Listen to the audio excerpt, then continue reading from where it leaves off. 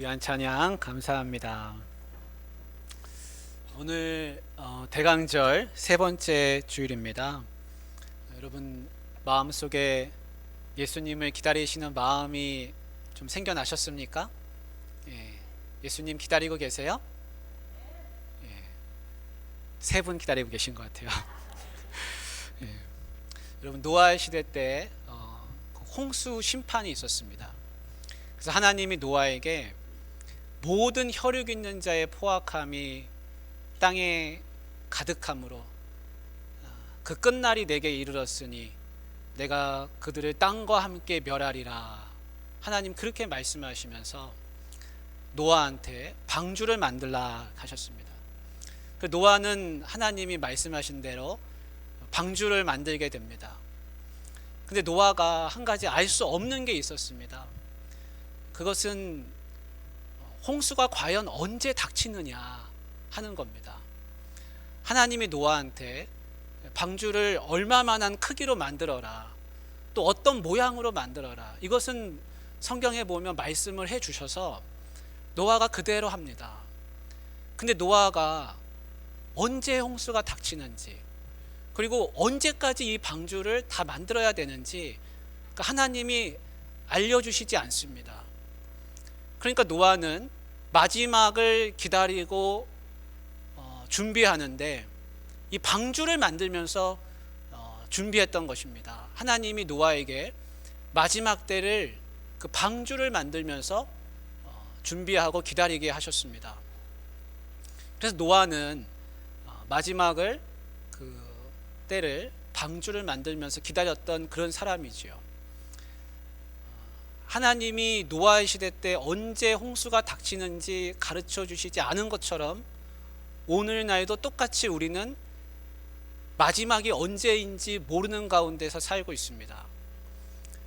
우리가 마지막이 언제인지 모른다고 해서 아무것도 준비하지 않아도 좋다, 그런 뜻은 결코 아닙니다. 우리가 이것을 잘 구별해야 됩니다. 오히려 마지막이 언제인지 모르기 때문에 더 적극적으로 준비를 해야 합니다. 만약에 노아가 몇 년, 몇 월, 며칠 날 홍수가 닥친다라는 것을 알았더라면 아마도 그 날짜에 맞춰서 그 방주를 만들었을 겁니다. 하지만 그 날짜를 모르기 때문에 오늘 하루라도 더 열심히 방주를 더 있는 힘껏 최선을 다해서 만들지 않으면 안 됐습니다. 노아가 방주를 만드는 그 과정, 그 긴 시간은 당시 그 사람들한테 마치 신호등이 이 빨간불이 들어오기 전에 황색등이 먼저 들어오는 것처럼 하나님의 경고가 됐을 겁니다. 오늘날 우리가 언제 마지막이 올지는 모르지만 노아가 그랬던 것처럼 똑같은 심정으로 최선을 다해서 오늘 하루를 살면서 그 마지막이 언제 오더라도 그것을 잘 준비하는 사람이 되어야 할 것입니다. 학교에서 선생님이 학생들한테 시험을 보기는 볼 건데 언제 며칠 날 볼지 가르쳐 주지 않겠다. 그러면 학생들이 그 선생님을 아주 많이 미워하겠지만 선생님의 의도는 전혀 다른 데 또 있는 것이죠. 내가 너희들한테 시험 날짜를 안 가르쳐 주기 때문에 오늘 하루 배운 것을 잘 소화하고 최선을 다해서 부지런히 잘 배우고 익혀라. 언제 시험을 치든 날짜에 상관없이 너희가 최선의 노력을 다해라 하는 그런 의도일 겁니다. 하나님이 오늘날도 마찬가지십니다. 우리에게 그 때를 안 가르쳐 주시지만 그렇다고 해서 너희가 그냥 가만히 아무 준비도 하지 않고 있어도 된다라는 것은 아니라는 것이죠. 오늘 우리가 읽은 이 성경 말씀은 예수님이 마지막 때를 기다리는 자세가, 준비가 어떠해야 하는지를 가르쳐 주시기 위해서 예수님이 우리에게 하신 그 말씀입니다. 우리가 이 마지막 때를 준비하는 마음으로 자신을 돌아보고 말씀을 좀 묵상하면 좋겠습니다. 유대 마을에 결혼식이 열립니다.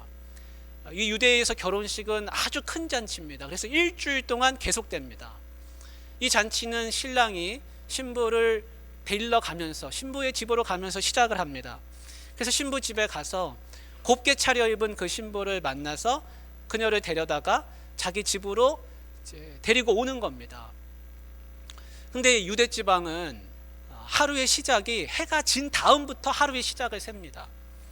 그러니까 결혼식이 언제 하냐면 시간상으로는 초저녁에 하는 겁니다. 그때가 하루 시작이기 때문에 그렇죠. 그러니까 이 신부의 들러리들, 신랑 신부의 친구들이 아주 중요한 역할을 하게 됩니다. 보통 깜깜한 저녁에 신랑이 올 텐데 그 신랑을 잘 맞이하고 길을 안내하고 축복하면서 그 길을 잘 안내해야지만 결혼식이 잘 이루어질 겁니다. 그렇게 해서 그 들러리들은 잔칫집으로 신랑과 함께 들어가게 되는 것이죠. 그 10명의 처녀들이 신랑을 이제 기다립니다. 초저녁이 됐습니다. 나가서 기다리는데 아무리 기다려도 신랑이 안 오는 겁니다. 근데 밤중이 됐습니다. 너무 피곤해가지고 이 여의처녀가 그만 잠이 들고 말았습니다. 사람들의 소리에 잠이 깼습니다. 이제 이 신부의 들러리들이 중요한 역할을 해야 됩니다. 신랑을 맞이해야 됩니다. 그래야 잔칫집에 들어가는 것이죠.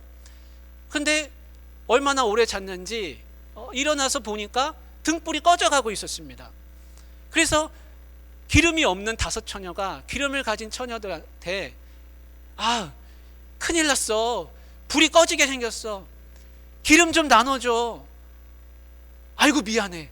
우리 것도 충분하지가 않네.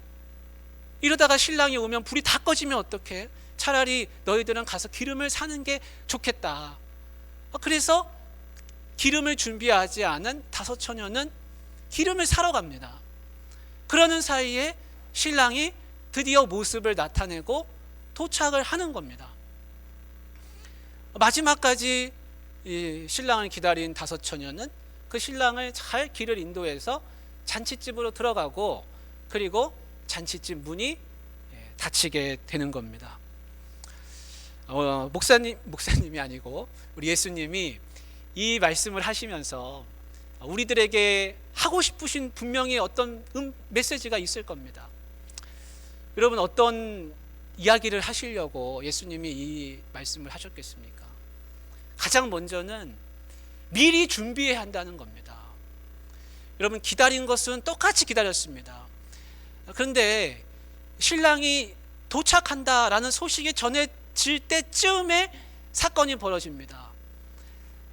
5명은 미련한 처녀가 되고 5명은 슬기로운 처녀가 되는 겁니다. 기름을 준비하지 않은 처녀는 예수님이 미련한 자들이라. 그들은 기름을 그때서야 구하러 가는 것입니다. 그들은 당황스러웠을 것입니다. 왜냐하면 불이 꺼져가고 있었기 때문입니다. 이 밤에 어디 가서 기름을 구해온단 말입니까? 신랑이 올 때쯤에서야 기름을 준비하는 그들은 결국엔 잔칫집에 들어가지를 못하는 것입니다. 때가 늦어버렸습니다. 준비하지 않은 사람은 마지막에 당황을 하게 됩니다. 갑작스레 집에 손님이 찾아온다고 하면 우리 주부들은 당황스럽습니다. 길동이 엄마 차 마시러 갈게. 당황스러울 때가 있죠. 집이 정리가 하나도 안 돼 있는데 갑자기 온다 그러면 그렇습니다. 근데 어떤 때는 아침에 청소하기를 잘했다 그런 생각이 들 때가 있습니다. 차 마시러 오세요. 어서 오세요. 아침에 정돈을 다 하고 청소를 해놨기 때문입니다. 준비가 돼 있으면 손님이 반갑습니다. 준비가 안 돼 있으면 손님도 반갑지가 않은 것이죠. 우리가 세상을 종말을 기다리는 그런 종말론자는 아닙니다. 그렇지만 주님이 오늘 오시든 내일 오시든 적어도 당황하는 사람이 되면은 안 됩니다. 오늘 오셔도 좋다. 내일 오셔도 좋다. 당장에 오셔도 좋습니다. 반갑게 맞이하는 사람이 되어야지 아유 미처 준비가 안 됐는데 큰일 났네. 이런 마음이 들면은 안 된다는 겁니다. 그래서 우리는 서로한테 또 자기 자신에게 물어야 됩니다. 나는 준비하고 있는가? 집사님 준비하고 계십니까? 주님 맞을 준비 하셨습니까? 하고 계십니까? 물어봐야 하는 것입니다.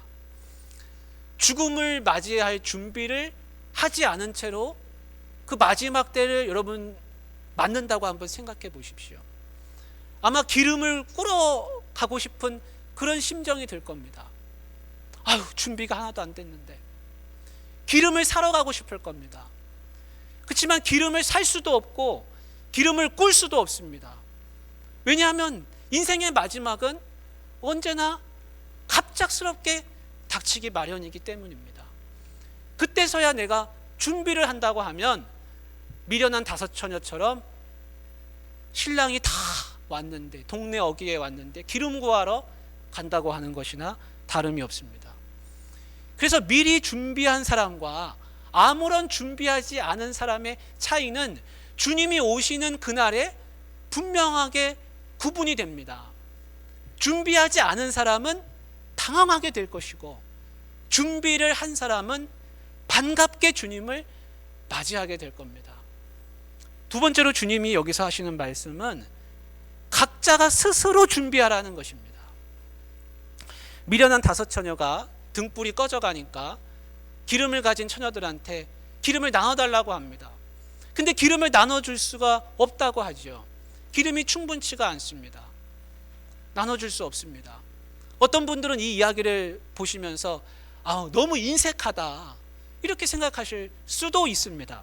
그런데 예수님은 그 처녀들을 가리켜서 슬기로운 처녀라 그렇게 말씀하고 계십니다.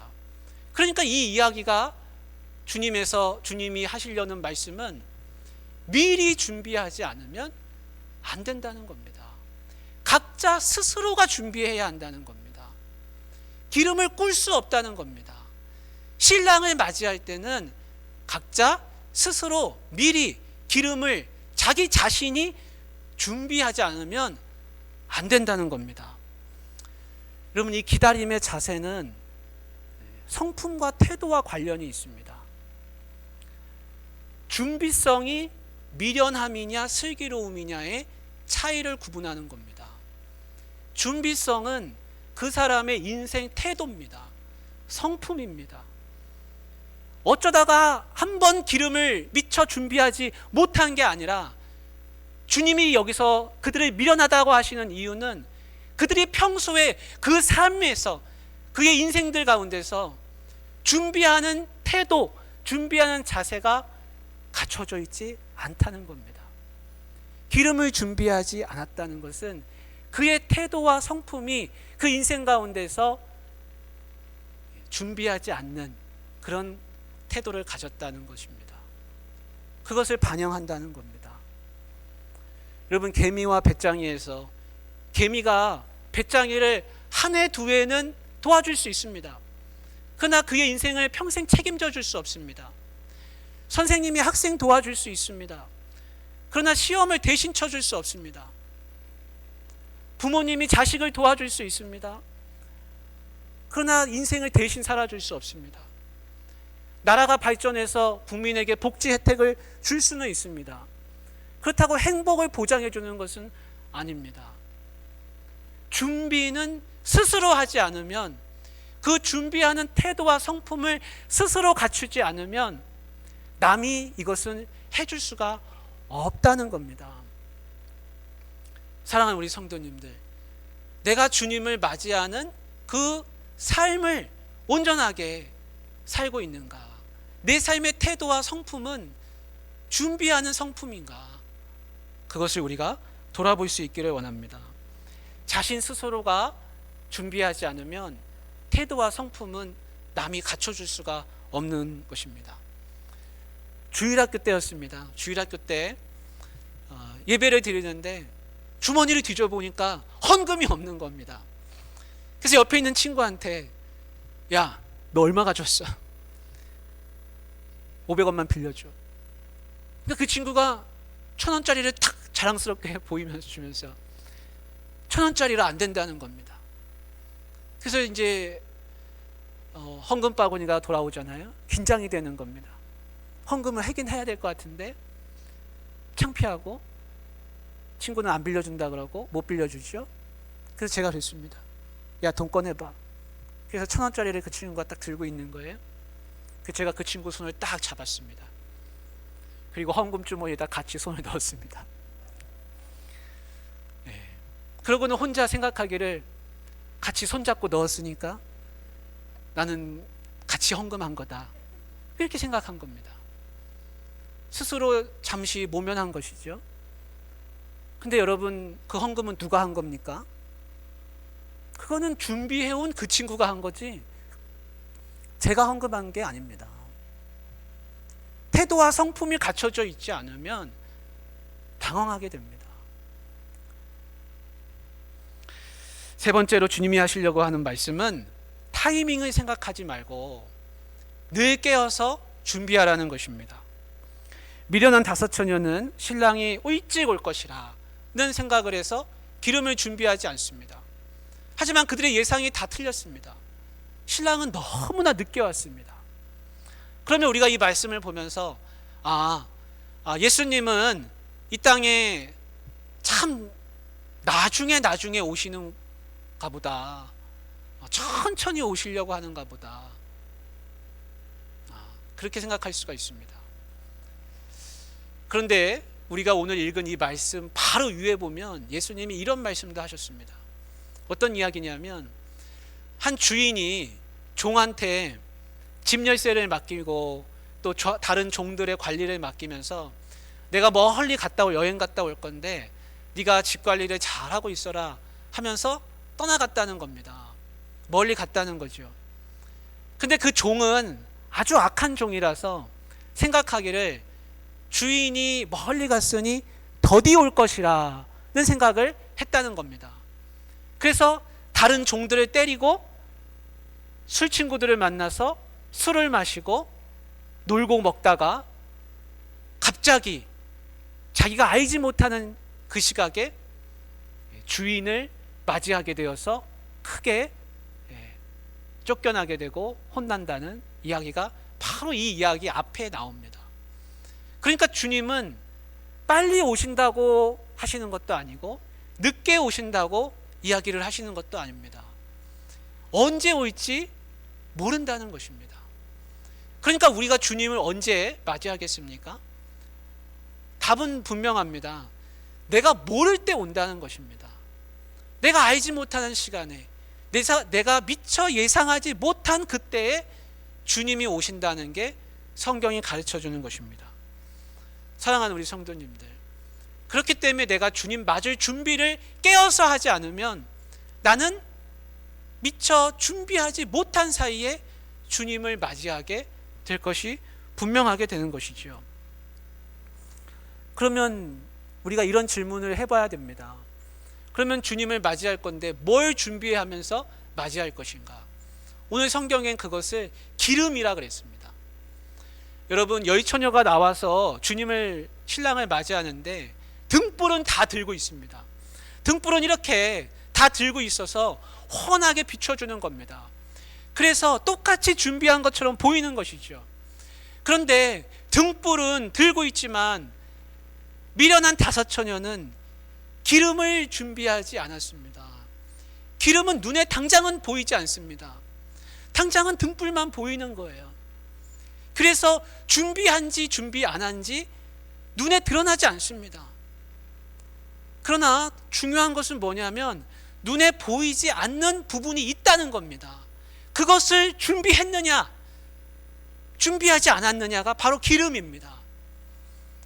우리가 다 같이 여기 와서 예배를 드리는 것 같지만 어떤 분은 준비하고서 예배를 드리는 분이 있고 어떤 분은 마지못해서 예배하는 분도 어쩌면 있을지 모릅니다. 그것은 똑같은 예배가 아닙니다. 준비한 예배는 하나님이 기쁘게 받으실 것이고, 전혀 준비되어 있지 않은 생색내기 예배는 형식적인 것이라 그 속을 들여다보시는 주님 눈에는 텅 빈 것처럼 기름병이 비어 있는 것이라 할 것입니다. 내가 그리스도인으로 산다 하지만 남들이 보지 않는 그 부분이 있습니다. 그것은 보이지 않습니다. 그것은 속사람입니다. 그것은 내면입니다. 그것은 내가 혼자 있을 때의 삶입니다. 그것은 남들이 보지 않는 내 뒷모습입니다. 주님은 그 기름이 준비되어 있냐라고 우리에게 물으십니다. 남들에게 보이지 않는 그것, 주님이 보십니다. 그것이 준비되어 있는 사람은 계속해서 등불을 환하게 비출 것이고, 남들이 보기에 준비되어 있는 것 같이 보이지만 하나님이 보시기에는 속사람, 내면, 눈에 띄지 않는 것, 그의 혼자 있을 때의 모습, 그의 내면이 채워져 있지 않기에 계속해서 등불을 비출 수가 없을 것입니다. 주님은 그 기름 그릇이 잘 갖춰져 있느냐, 오늘 그것을 우리에게 되돌아보라, 이 말씀을 주고 계십니다. 사랑하는 우리 성도님들, 대강절 세 번째 주일, 대강절 첫 번째, 두 번째, 세 번째, 네 번째, 우리가 기다림을 묵상하고 있는데, 여러분 진정한 기다림을 여러분 주님 보시지 않는 혼자 계실 때, 남들이 보지 않는 그 혼자 있을 때 주님을 묵상하시고, 여러분의 속사람이, 내면 그릇이, 내면의 그 기름 그릇이 잘 채워질 수 있기를 주님의 이름으로 축복합니다. 기도합니다. 하나님 아버지, 우리가 주님 오실 날을 준비하며 기다립니다. 등불만